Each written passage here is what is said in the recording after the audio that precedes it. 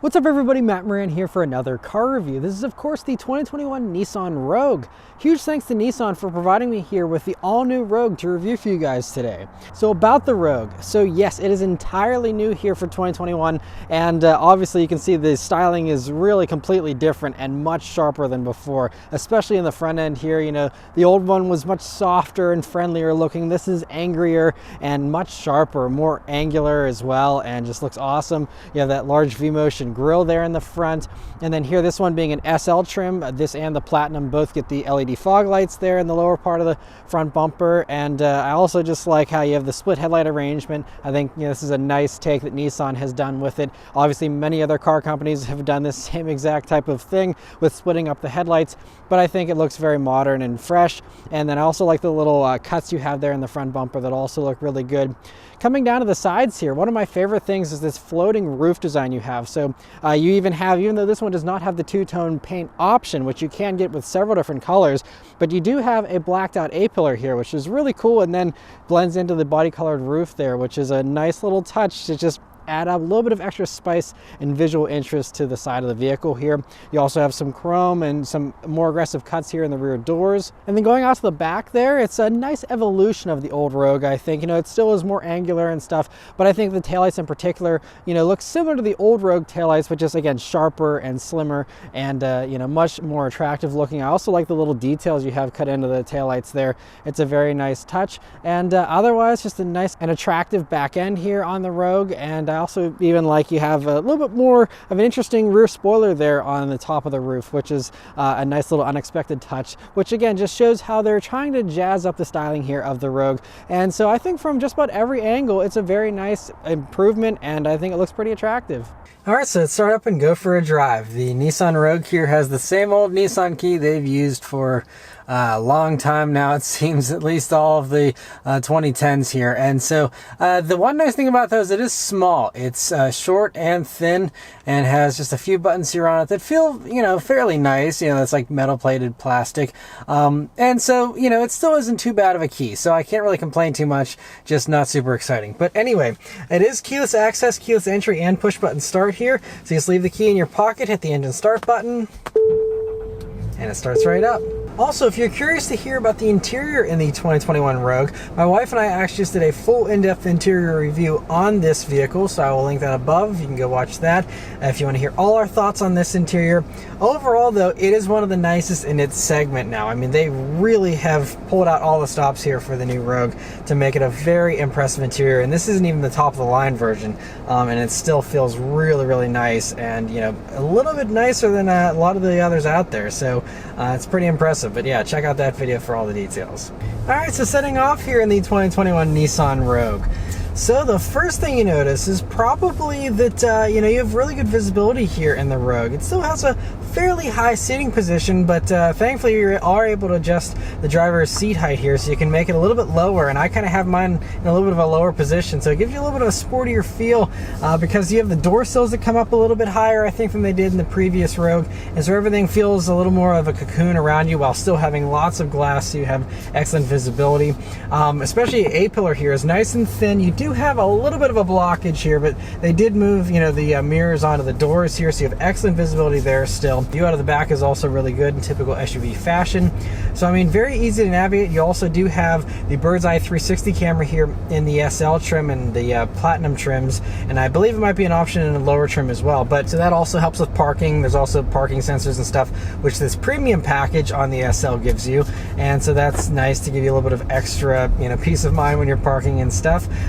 But other things here that I'm really noticing first right away is that you have quicker steering and sharper throttle response than the old Rogue. Both of those things make this feel immediately more sharp and eager than the previous Rogue, and it also makes it a little bit sportier feeling and more responsive than a lot of the competitors, and that's something you'll notice the second you pull out of a parking lot. I mean, it's right away, you'll feel that. And while we're coming to a stop here, the brakes also have a very predictable feel to them. You just have to dip into them just a tiny bit before you start getting some nice braking action, but it's very easy to be smooth with them as well.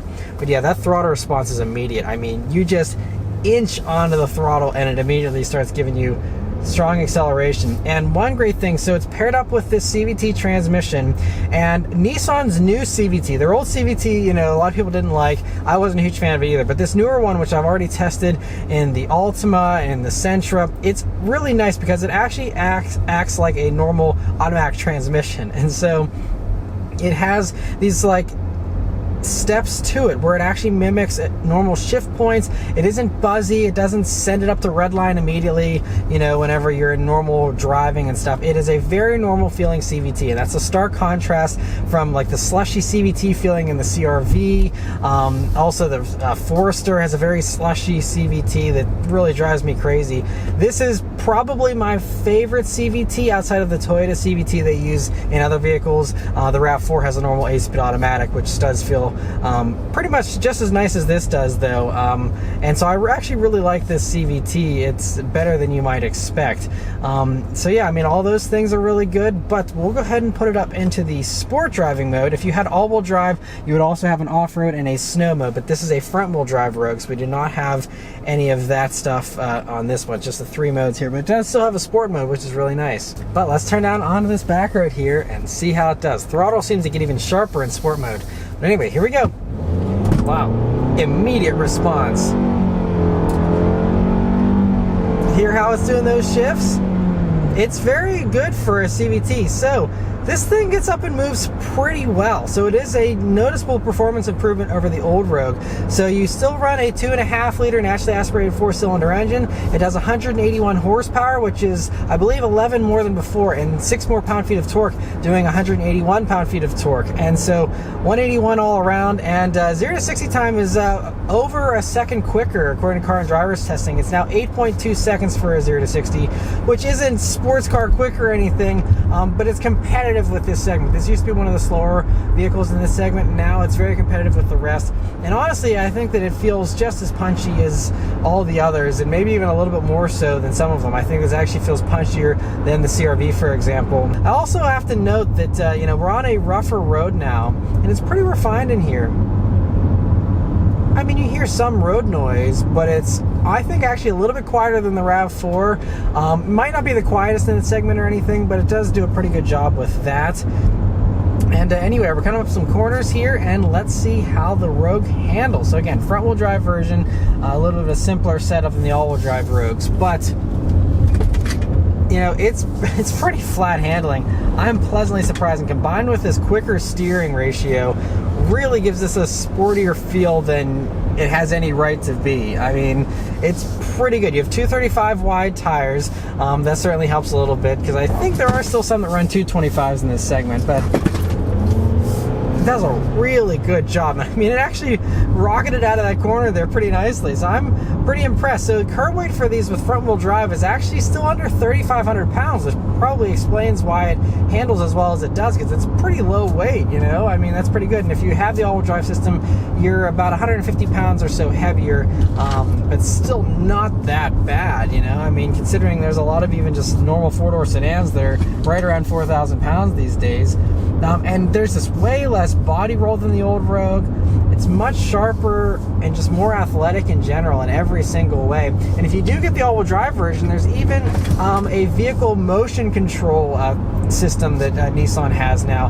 And they do also have it here in the front-wheel drive version, but in the all-wheel drive version specifically, it can actually break an inside wheel to help you around a corner and give you essentially a torque vectoring technology. They're not calling it torque vectoring, but it's essentially doing a similar thing to torque vectoring, you know, with the brake-based torque vectoring system. And so that's you know, a nice little perk, I'm sure, if you have the all-wheel drive. This one, being front-wheel drive, you know, a little bit simpler, but I still have no complaints with the handling. It handles great, and honestly, it hasn't been really wanting to give me a ton of wheel spin or anything either. It's been pretty good at putting the power to the ground. I haven't been driving this in any kind of inclement weather or something. That's where the all-wheel drive will certainly come in handy.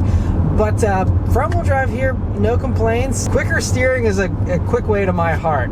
Any vehicle that has quick steering, it immediately makes it feel more alive and exciting to drive, more eager. And this whole vehicle is very eager feeling. Even the CVT, even when you're going down a hill, it'll really let you gain speed a lot and pretty quickly.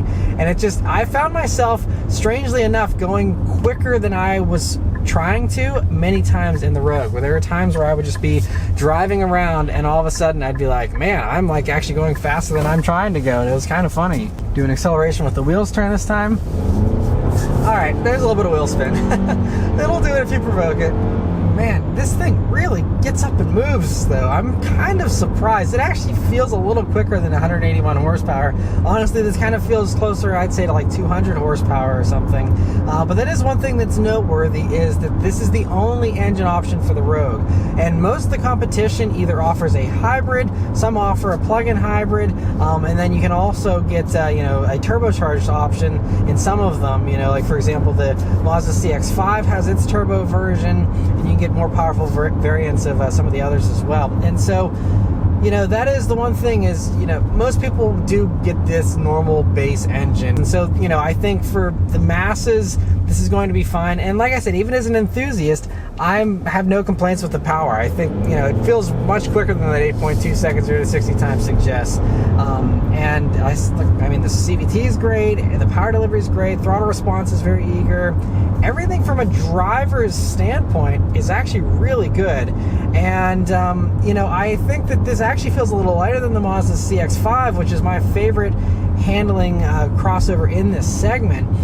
This feels lighter than that. I'd love to try this with all-wheel drive to see how that little torque vectoring sensation feels. But honestly, I think the Rogue is making a run for best-in-class driving dynamics.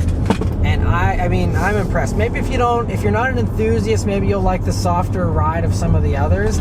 But this doesn't have a firm ride or anything either. It's not like you're paying for the sportier handling with a rough ride. It's been totally smooth in my week of driving around here in this. Totally comfortable.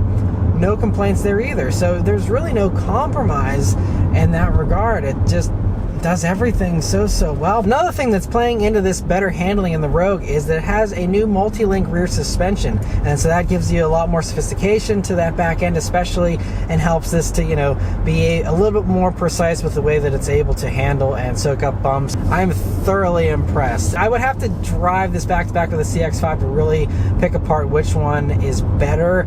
But I would say this is basically right there at the top as far as best handling two-row compact crossover. I think this is probably my favorite pick out there, aside from, again, that CX-5, which is also very good. But I am thoroughly impressed with that. It's actually a huge surprise and a pleasant surprise that this drives as good as it does. And this is a really windy day too, and how much wind noise do you hear?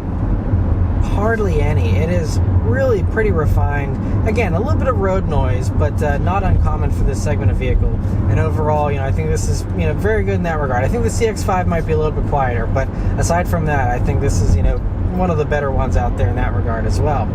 One of the other things that's actually a little bit better than a lot of the competition is the standard safety technology you get here in the Rogue. So they give you standard automatic emergency braking and standard blind spot monitoring, which is something that like Toyota makes you pay extra for to get in the RAV4. So the fact that that's standard on here is great. You also get standard LED headlamps now, which is a nice thing, because I think you only were able to get LEDs on like the top trim of the Rogue in the previous generation. Now it's LEDs standard for everybody, which is great. So they don't make you pay any extra for that.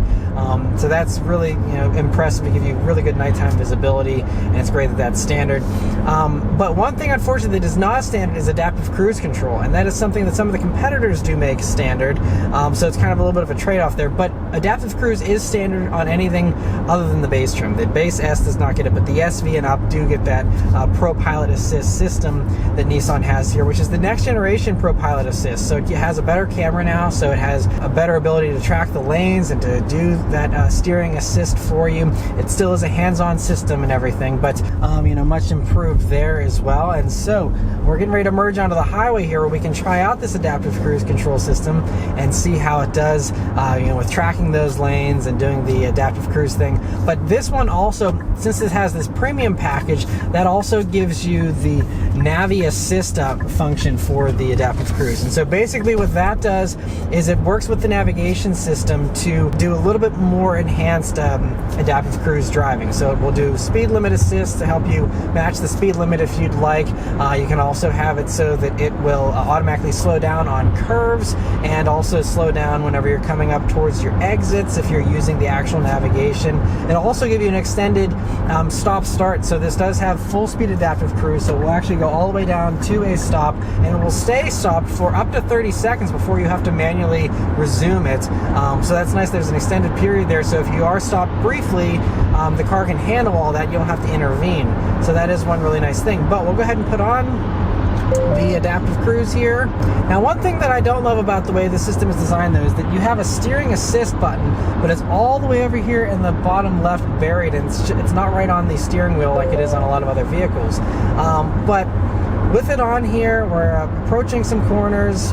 I'm just letting my hands hover and letting it do the steering for me here, and it's much more assertive with its steering than it has been in past Nissan systems. And so I can feel that it's, tracking the lanes really well. It's holding within the middle of the lane much more aggressively, and they also said that they've given it increased smoothness for the braking and stuff, so if a car cuts you off, it won't freak out as much as it had in the past, and it's a little bit more refined, a little bit more human-like in the way that it gives you that assistance. But we're going around some corners here now. I am not doing any steering, by the way. I'm letting it do the steering for me here, and it's holding the lanes. It's not even getting close to the lane. I mean, this is one of the systems where it gives you more confidence to use it more often because it is, a little bit more intelligent. It's better at tracking those road lines. And yeah, I'm pleasantly surprised going around some more corners here. And this part of this road also does sometimes trip these vehicles up a little bit because you have this little darker portion in the middle, but this doesn't have any issues with that either. It's holding it very, very well. And so, yeah, no complaints here with the Pro Pilot Assist system. I think this new upgraded version in the Rogue here is definitely something worth getting. And yeah, the Navi Assist function, which does do that full stop for 30 seconds, all that kind of stuff, that is something that you only get here with the premium package on the SL or the Platinum. But all the other features of the adaptive cruise system, including the steering assist, is something that, again, you do get on SV and higher. So it's nice that they don't reserve that for just that top trim or anything, and make it available in the lower trims and stuff. Overall, I'm pretty impressed with this system. It's pretty good. A lot of other systems still do struggle with these corners, but I will say that I think this is about just as good as Honda's system. Their system is also spectacular, and so between the two, I'd say they're pretty even from my experience here so far, but I'm still very impressed with the way that this is driving. And I think I'm going to have to rank this towards the top of the class as being one of the best systems out there, right up there with the Honda system and Volvo's system, which I think is actually the absolute best. And I think this is right up there with Honda, though, as being one of the best out there. So if you really want a good adaptive cruise system, I think that your options are going to be the CR-V or the Rogue here. I think those are going to be the top two, in my opinion, at least. And then the last two things to mention here about the Rogue are its fuel economy and its pricing. So first, we'll talk about the fuel economy here. So I've been driving this vehicle for almost 90 miles, so not a ton. Sometimes I do a little bit more mileage, but it was mostly stop and go around town, suburban driving, stopping and starting at red lights a lot, that kind of stuff. Although there was some back road stuff where I'm just coasting, a little bit of highway driving that you just saw, and also a little bit earlier in the week. But anyway, regardless, my fuel economy here, that included a lot of idling to film this interior, was 23.7 mpg. So before I did all the idling and stuff, I was in the 24s. So we'll go ahead and just give it a, round it up to somewhere in the mid 24s for its fuel economy. That still is a little disappointing, though, considering these are rated at 27 mpg in the city, 35 on the highway, and 30 mpg combined. Now, I'm sure that you'll probably be able to get close to that because, again, you have an efficient CVT transmission, you have, it's a 4-cylinder engine without a turbocharger, so you don't have any complications there. But usually in my driving, I still end up getting at least 1 to 2 mpg less than the city rating, or a little bit higher. So I was hoping to get somewhere around 25 mpg at least. So I am still a little bit lower than that. I think what it might be is a combination of the sharp throttle response, which means that I'm getting up to speed quicker than I would usually be in other vehicles in this segment, and so it just feels a little more eager, but that eagerness also costs you fuel economy economy if you do actually enjoy that quicker acceleration and stuff. So I think that might have a little bit to do with it. 24 mpg still isn't bad for something that's, you know, these Rogues are a little bit blockier, so probably a little less aerodynamic than they were before, although it is 0.2 inches shorter now, so it's a little bit less drag maybe because it's not quite as tall as before. But again, still, I should be able to get close to the city rating, and I was not able to do 27, but kind of par for the course with the vehicles like this. So not a huge deal there, and not super far off of those EPA ratings. And then the last thing to mention here is the pricing in the Rogue. So they start, you know, around the $27,000 range, and then can go all the way up to about $38,000 fully loaded. This one, as tested, is just under $35,000, and then this also has floor mats and stuff, so this specific vehicle is actually like $35,100 for its pricing. And so that pricing is a little bit on the high side. That is the one thing with the Rogue, is it's kind of gotten a little bit more expensive to go along with the nicer interior and the, you know, better driving dynamics and all that kind of stuff. Made it a little bit higher up on the food chain there as far as pricing as well. So whenever you compare this, it still is a pretty good value though, even at its MSRP. And Nissan typically seems to be a little bit more generous with their discounts than some of the others, you know, the Toyotas and the Hondas, where they don't need to do a lot of discounts because they sell so well. You know, you might have a harder time getting those at a discount. And honestly though, compared to like a CR-V, for example, this is almost identical with its pricing and the type of equipment you get for this SL Premium compared with a Touring CR-V. I think the only thing you're missing out with the Touring is that that gives you a wireless charging pad, which this does not have. You have to go up to the Platinum Rogue to get that. And so, you know, in $38,000 for a fully loaded Rogue will put you higher than some of the competitors, but it also gives you stuff some of the competitors don't give you, such as digital gauges, a huge head-up display, you know, tri-zone climate control, which is an exclusive thing only to the Rogue right now for this class of vehicle. And so you have some of those features. I mean, this SL even has that tri-zone climate, but as far as digital gauges, that's something that I think only the Ford Escape really gives you. The CR-V is kind of close to fully digital gauges, but not quite 100% like this is on those Platinum trims. You know, the quilted seats the Platinum gets is something that's much nicer than some of the competitors. Now, the Rogue, one thing the Rogue does not have available is ventilated seats, which is something you can get with some of the competitors, and so that's kind of a bummer. They don't even offer ventilated seats even on those top trims, which again are, you know, a little bit more expensive than some of the competitors. But aside from that, this has everything else, and I really love how, for example, the heated steering wheel is something that actually comes on any trim SV and above. So basically, unless you get a base Rogue, you get a heated steering wheel, which is something that all the other car companies love, keeping that heated steering wheel for the absolute top trim. CR-V, it's only in the Touring trim. RAV4, you got to load up a bunch of option packages. I think you can get it on like an XLE, so it's not on the top limited, but you still got to pay extra for it, and that again puts you in this price range. So you know, there's a lot of others. Like, it just kind of comes down to what exactly you're looking for in your crossover. But like, for example, if you're fed up with everyone else making you pay through the nose for a heated steering wheel, Nissan has your answer, because you can get a heated steering wheel Rogue for maybe 30 grand, whereas everyone else makes you pay 35. But the one other vehicle that I really love in this segment is the Mazda CX-5, and that actually comparably equipped does seem to be a little bit of a better value, because CX-5 in its Grand Touring front-wheel drive trim actually comes in about $1,300 cheaper than the Rogue here, and that Grand Touring trim will actually give you the head-up display, which this does not have in this SL trim. It also does give you a heated rear seat, which is something you do not get here in this SL Premium either. That's again reserved for that Platinum trim of the Rogue. And then it also gives you, I believe, ventilated seats as well for that Grand Touring trim. So you're getting all those nicer things, for actually less money than this Rogue the way this one is. And if you wanted all those things, again, you can't even get cooled seats in this like you can in the Mazda. But even if you were just ignoring that, you're still going to end up, paying several thousand more for those heated rear seats in the Rogue versus the Mazda and stuff. So I still think the Mazda is the best value, but I do think the Mazda, isn't quite as spacious,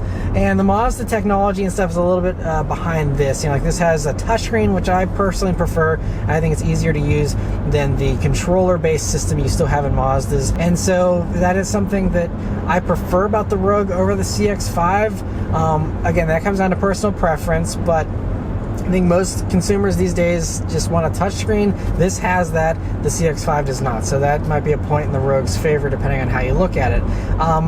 But that's really the only one there that kind of undercuts this, because otherwise a RAV4 is going to be pretty similar once you get it comparably equipped and stuff as far as pricing goes. So that, I feel like this is very competitively priced, again, just with the CX-5 being the only one that really undercuts this a little bit. One other little thing between the CX-5 and the Rogue is their depreciation. So that is one area where actually the Rogue has an advantage. So according to CarEdge.com, the Rogue drops really fast in its first 2 years, whereas the Mazda CX-5 is a little bit more leveled out. But if you look at it, actually over the course of 5 years, the CX-5 is expected to depreciate 52% versus 50% here in the Rogue. Now, it's a very minor difference, but it just, maybe you'll save a couple $100 or something if you do decide to sell it in a few years, as long as it's not in the first 2 years, since that's when the Rogue drops the fastest.